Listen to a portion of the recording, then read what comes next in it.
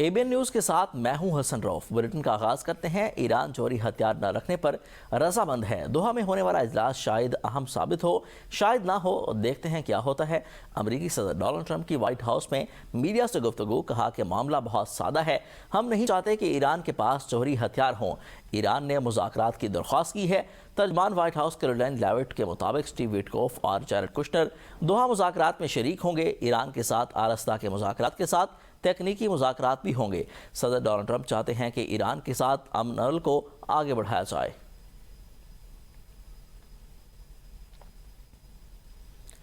امریکہ کے ساتھ آئندہ کئی دنوں تک مذاکرات کا امکان نہیں۔ ایرانی وزارت خارجہ کے مطابق اسماعیل بقائی آج قطر کا دورہ کریں گے، وہ قطری حکام سے ملاقاتیں کریں گے۔ ایران نے واضح کیا کہ اس وقت ایرانی اور امریکی وفود کے درمیان کسی بھی قسم کی ملاقات کا کوئی امکان نہیں۔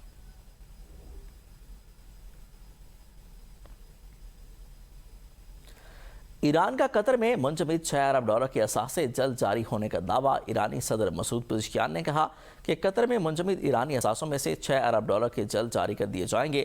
قطر میں مجموعی طور پر 12 ارب ڈالر کے ایرانی اثاثے موجود ہیں، جن میں سے نصف رقم ایران منتقل کی جائے گی۔ ایرانی صدر نے کہا کہ یہ پیش رفت موجودہ مذاکرات اور خطے کی کشیدہ صورتحال کے باوجود سامنے آ رہی ہے۔ امریکی حکام کا کہنا ہے کہ اب تک ایران کے کسی بھی منجمد اثاثے کی منتقلی عمل میں نہیں آئی۔ ایران نے خبردار کیا ہے کہ اگر امریکی حملے جاری رہے تو مذاکرات مکمل طور پر روک دیے جائیں گے۔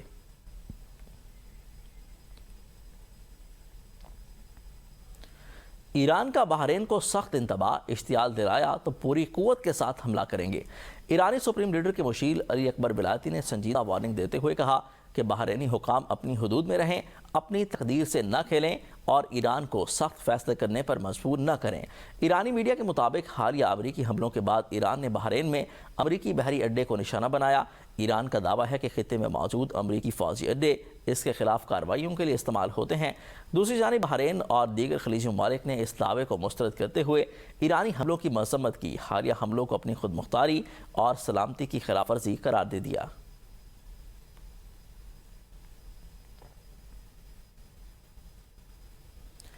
اسرائیلی وزیر دفاع اسرائیل کارٹنز نے کہا ہے کہ ٹرمپ نے ایران اور لبنان کو اس لیے ایک ساتھ جوڑا کیونکہ وہ تہران کے ساتھ معاہدہ کرنا چاہتے تھے، اس لیے اسرائیل کو لبنان میں حزب اللہ کے خلاف بڑے پیمانے پر کارروائی روکنا پڑی۔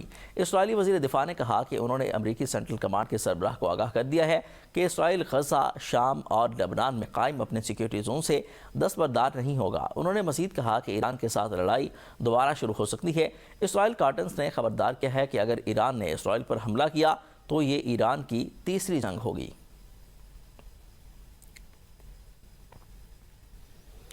آگے بڑھتے ہیں۔ وزیراعظم شہباز شریف کا PIA نجکاری کے پہلے مالیاتی مرحلے کی کامیاب تکمیل پر اظہار اطمینان۔ وزیراعظم کا کہنا ہے کہ PIA کی نجکاری کے بعد انتظامی کنٹرول سرمایہ کار کنسورشیم کے حوالے کر دیا گیا۔ قومی ایئر لائن کے نئے دور کا آغاز ہو گیا۔ PIA میں جدید سرمایہ کاری قومی ایئر لائن کی بحالی اور سرمایہ کاروں کے اعتماد میں اضافے کے باعث بنے گی۔ پاکستان کی معاشی اصلاحات کے سفر میں آج ایک اہم سنگ میل عبور کر لیا گیا۔ نائب وزیر اعظم اسحاق ڈار، فیلڈ مارشل سید آصم منیر، محمد علی، محمد اورنگزیب اور نجکاری کمیشن کی کاوشیں قابل تحسین ہیں۔ معاشی اصلاحات کا سفر جاری رہے گا۔ عوام کے لیے نئے مواقع اور مضبوط معیشت ہماری ترجیح ہے۔ حکومت جرأت مندانہ معاشی اصلاحات کے ذریعے پاکستان کو خوشحال مستقبل کی جانب لے کر جا رہی ہے۔ سندھ طاس معاہدہ یک طرفہ طور پر معطل نہیں کیا جا سکتا، پاکستان کا موقف دنیا نے تسلیم کیا۔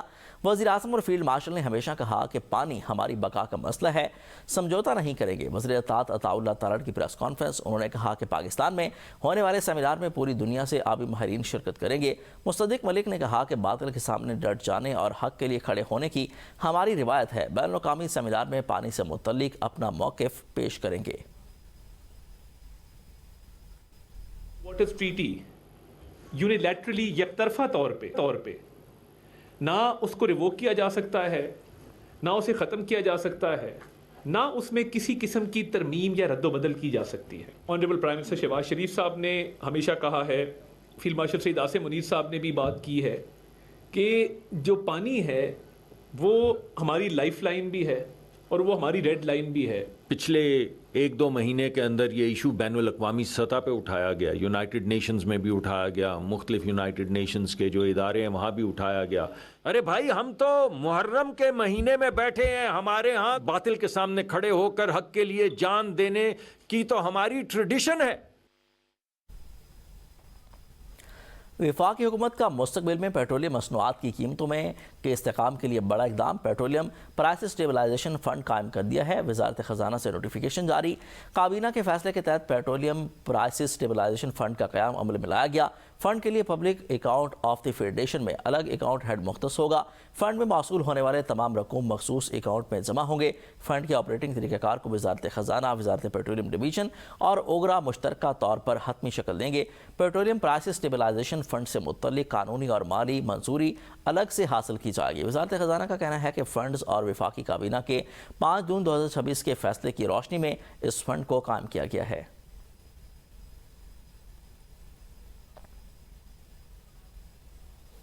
کوہوٹا میں قیدی وین سے قتل مقدمات میں نامزد 7 قیدی پولیس وین سے فرار ہو گئے. عدالت پیشی کے بعد قیدیوں کو اڈیالہ جیل منتقل کیا جا رہا تھا. قیدی پولیس اہلکاروں کی آنکھوں میں مرچیں پھینک کر بھاگ نکلے. عدالت پیشی کے بعد قیدی وین کو چیکنگ کے لیے روکا گیا تھا. دروازہ کھولنے پر ایک قیدی نے پولیس اہلکاروں کی آنکھوں میں مرچیں پھینک دیں اور وہاں سے فرار ہو گئے. کوہوٹا پولیس کا علاقے میں سرچ آپریشن. فرار ہونے والے 4 قیدی دوبارہ گرفتار کر لیے گئے جن پر قتل کے مقدمات درج ہیں. فرار ہونے والے قیدیوں کی تلاش کے لیے علاقے میں سرچ آپریشن جاری. پولیس نے کوہوٹا کے داخلی اور خارجی راستے سیل کر دیے. آج ہی پنجاب نے additional S P headquarters Rawalpindi Mudassar Iqbal کو close to C P O کر دیا ہے. D S P headquarters Rawalpindi Imtiaz Ahmed کو معطل کر دیا گیا. دونوں افسران کو آئندہ احکامات تک سی پی او پنجاب لاہور رپورٹ کرنے کی ہدایت کر دی گئی ہے.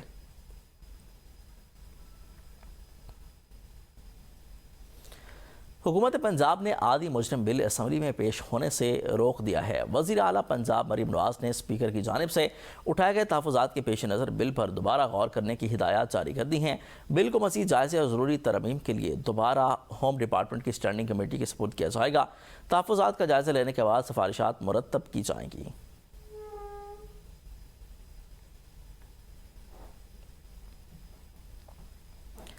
پنجاب اسمبلی میں اپوزیشن لیڈر معین ریاض قریشی نے کہا کہ Punjab control of habitual offender bill 2026 بنیادی حقوق اور آزادی اظہار کے خلاف ہے اور اسے جمہوری روایات کے لیے خطرہ قرار دے دیا ہے. اجلاس میں اپوزیشن نے موقف اختیار کیا کہ یہ بل شہری آزادیوں کو محدود کرنے کے لیے لایا جا رہا ہے. اسپیکر ملک احمد خان نے کہا کہ بل سے متعلق کمیٹی کو ریفر کیا جا سکتا ہے اور اس پر مزید کارروائی بھی کی جائے گی. اپوزیشن رکن رانا آفتاب نے ایوان میں خط پڑھ کر سنایا جس میں بل کی منظوری روکنے اور اسے آئینی اور قانونی جانچ کے لیے متعلقہ کمیٹی کو بھیجنے کا مطالبہ کیا گیا ہے.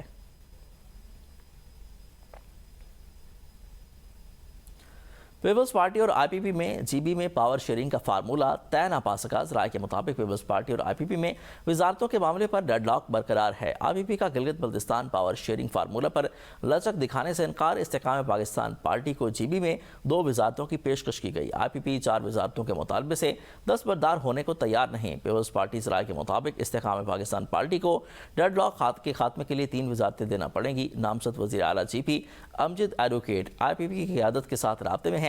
استحکام پاکستان پارٹی سے مذاکرات میں جلد بریک تھرو ہونے کا امکان ہے.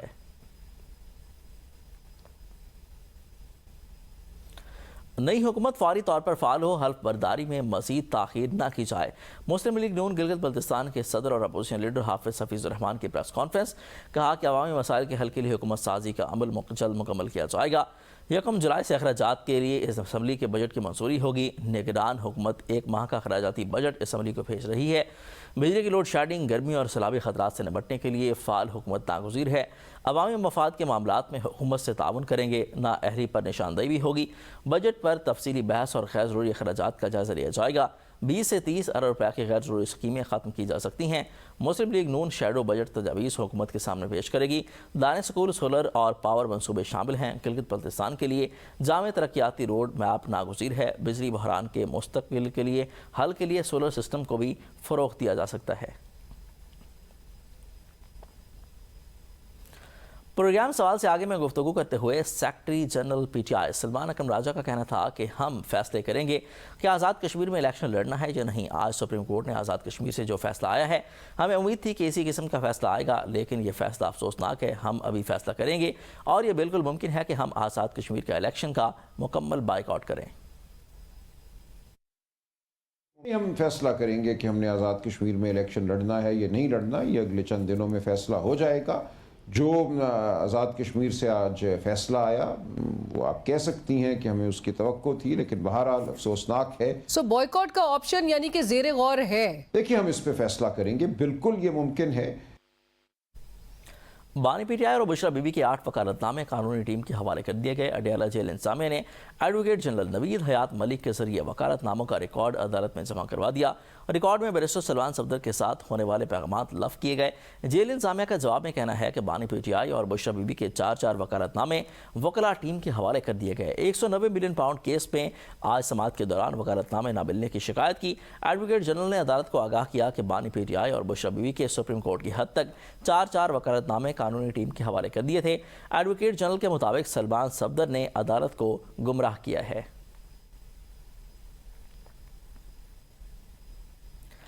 District and session court Islamabad ने रियासती इदारों पर गुमराहकुन इल्जामात और साख मुतासर करने के केस में अदम हाजिरी पर वज़ीर आला खैबर पख्तूनख्वा सुहेल आफरीदी के नाकाबिल ज़मानत वारंट की गिरफ्तारी जारी कर दी है।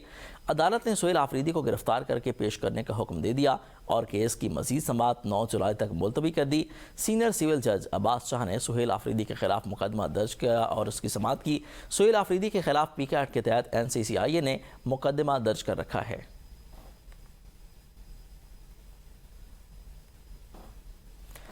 पीरा फोर्स में ओए सामान उठाओ निकलो का मगरूर कल्चर बिल्कुल नहीं चलेगा। वज़ीर आला पंजाब मरीम नवाज की ज़ेर सदारत सिविल सेक्रेटरीट में पंजाब एनफोर्समेंट रेगुलेटरी अथॉरिटी की कारकर्दगी से मुतल्लिक इजलास हुआ। पीरा फोर्स की कार्रवाइयों को मॉनिटर करने के लिए डिजिटल रिक्विजिशन लाजमी करार दे दी गई। वज़ीर आला ने अवामी शिकायत के फौरी अजाले के लिए आस्क पीरा पोर्टल को मज़ीद फ़ाल करने का हुक्म दे दिया और DG पीरा को बराह रास्त पब्लिक इंट्रैक्शन और अवामी राब्ता बढ़ाने की भी हिदायत जारी कर दी हैं। वज़ीर आला के भी सुहेल आफरीदी ने सूबाई काबीना के इजलास से खिताब में कहा कि साल 2025 के आखिरी काबीना इजलास में अवाम दोस्त बजट की तैयारी पर पूरी हुकूमत और टीम को खराज तहसीन पेश करता हूँ। हुकूमत की अवलीन तरजीह है कि अवाम की खिदमत और फलाह बहबूद है। बजट में अवामी ज़रूरियात और एहसासात का भरपूर इसकी अक्कासी की गई है। आइंदा 3 माह अवाम को अमली रिलीफ देने के लिए महीने हैं। अवाम को इत्मीनान ही हमारी कारकर्दगी का असल पैमाना है। सिर्फ प्रेजेंटेशन और रिपोर्ट से काम नहीं चलेगा। तमाम अजला में तरक्याती मनसूबों की निगरानी से मुतल्लिक पार्लियामेंटेरियंस की शिरकत को यकीनी बनाया जाए। 2400 डॉक्टर्स की भर्तियों से मुतल्लिक शिकायत का खुद जायज़ा लिया है। उम्मीदवारों को हिदायत की है कि वो अपने शिकायत वज़ीर आला कंप्लीट सेल में जमा कराएं। हुकूमत का फ़र्ज़ है कि अवाम की हर शिकायत सुने, जांच शिकायत का अजाला और हर उम्मीदवार को मुतमईन करना हमारी जिम्मेदारी है।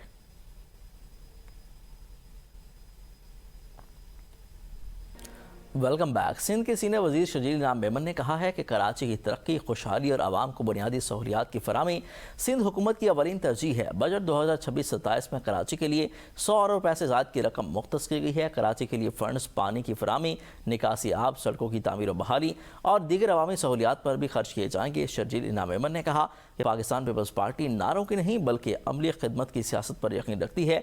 कराची के अवाम के मसाइल हल करना हमारी जिम्मेदारी और आज़म है। 500 जदीद इलेक्ट्रिक बसें और डबल डेकर बसें जल्द कराची की सड़कों पर चलती हुई नजर आएंगी। रोजगार के नए मौके पैदा करना सिंध हुकूमत की माशी हिकमत अमली का अहम सतून है।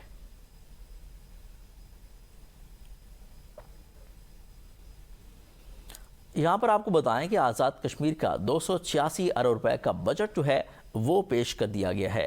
तरक्याती मेज़ानिया 36 अरब रुपए का है। इसके अलावा जो नॉर्मल बयानिया है वो 250 अरब रुपए तजवीज़ किया गया है। इसके अलावा अगर तालीम की बात की जाए तो उसके लिए 57 अरब रुपए रखे गए। सेहत के शोबे के लिए 25 अरब रुपए मुख्तस। तनख्वाहों और पेंशन में विफाक की तर्ज पर 7% का इजाफा किया गया। 8 अक्टूबर 2025 के ज़लज़ले से मुतासरा नामुकम्मल स्कूलों की तामीर के लिए 1 अरब रुपए मुख्तस किए गए हैं। टैक्स से आमदन का तखमीना 75 अरब से 20 करोड़ रुपए रखा गया है।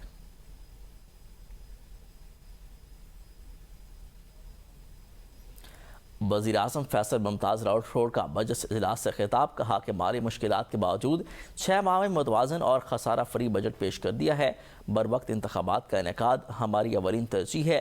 وزیر اعظم آزاد کشمیر کا خطاب میں کہنا تھا کہ اپنی سیاست داؤ پر لگا کر ریاستی نظام کو بچایا، صرف عوام کے ووٹ سے قائم ہونے والا نظام ہی دیر پا ہوتا ہے۔ 6 ماہ کی کارکردگی کی بنیاد پر آئندہ انتخابات میں جائیں گے۔ اگر نیت صاف ہو تو ناممکن کام بھی ممکن ہو جاتے ہیں۔ مذاکرات اور ڈائیلاگ ہی ہر مسئلے کا مستقل حل ہے۔ لاشوں کی قیمت پر مسائل کا حل نکالنا افسوسناک ہے۔ موجودہ اسمبلی کی مدت پوری ہونا جمہوریت کی فتح ہے۔ وزیر اعظم آزاد کشمیر کا کہنا تھا کہ حکومت ایسے وقت میں ملی جب عوام کا ریاستی نظام پر اعتماد ختم ہو چکا تھا۔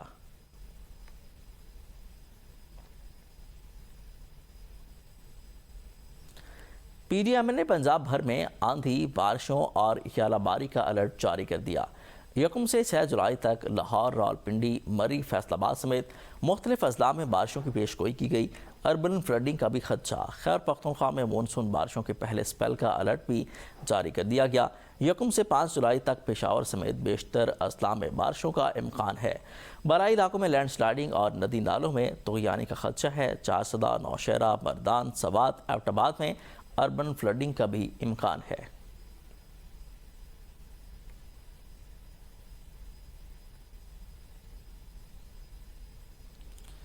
پوری دنیا اس وقت شدید موسمیاتی تبدیلیوں کی زد میں ہے۔ یورپ تنور کی طرح دہک رہا ہے۔ گرمی کے تمام تاریخی ریکارڈ ٹوٹ گئے ہیں۔ عالمی ادارے صحت کے مطابق جان لیوا گرمی سے اب تک 1300 سے زائد افراد لقمہ اجل بن چکے ہیں۔ سب سے زیادہ 1000 ہلاکتیں صرف فرانس میں ہوئیں۔ گرمی کی لہر اب وسطی اور مشرقی یورپ میں داخل ہو گئی ہے۔ پولینڈ اور جمہوریہ چیک میں پارا 41 ڈگری سینٹی گریڈ سے بھی تجاوز کر گیا۔ بجلی کے گرڈ فیل ہو گئے ہیں۔ ٹرین سروس معطل ہو گئی۔ موسمیاتی تبدیلیوں نے براعظم کو ہلا کر رکھ دیا۔ محکمہ موسمیات نے وارننگ دی ہے کہ پیر اور منگل کو بلقان کے ریاستوں اور مشرقی یورپ میں گرمی اپنے عروج پر ہوگی۔